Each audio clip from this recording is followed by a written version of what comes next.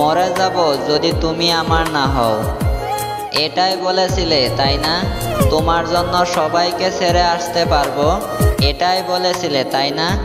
আর আমিও তোমার মুখে এইসব শুনে নিজেকে খুব লাকি মনে করেছিলাম যে তুমি আমাকে হয়তো সত্যি অনেক ভালোবাসো। হয়তো যা বলেছ সত্যিই বলেছ। আমি না থাকলে আর কেউ না পাক তুমি অনেক কষ্ট পাবে।